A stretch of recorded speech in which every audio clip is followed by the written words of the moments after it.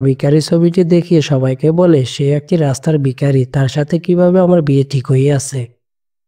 সে আমার বিয়ে ভাঙার জন্য মিথ্যে কথা বলে। এরপর একটি ক্রেডিট কার্ড দিয়ে ভিখারিকে বলে যত টাকা দরকার এখান থেকে তুলে নিও, এখন এখান থেকে চলে যাও। ভিখারি এখান থেকে যেতে চাইছিল না। একটি ছেলে এসে তার গায়ে হাত তুলতে চাইছিল। ভিখারি ছেলেটি অদ্ভুতভাবে একটি থাপ্পড় মারে। সবাই খেপে গিয়ে 4-5 জন ছেলে ভিখারিকে মারতে আসে। এখানে উপস্থিত হয় নেতার ছোট মেয়ে। সে বলে ওনাকে ভিখারি বলবে না, উনি লিন পরিবারের একজন সদস্য। কেউ যদি তার গায়ে হাত তোলো, তোমাদের কেউ বাঁচতে পারবে না। তখন তারা বলে তুমি মিথ্যে কথা বলছো, তুমি লিন পরিবারের মেয়ে নয়, তুমি হয়তো কোনো সিনেমা নাটক করার নর্তকারী এক মেয়ে।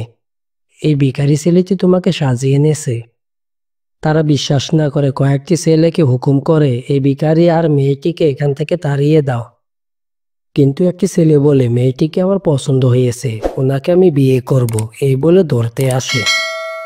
ভিখারি ছেলেটি তার বুকের উপর একটি ধাক্কা দিয়ে সরিয়ে দেয়।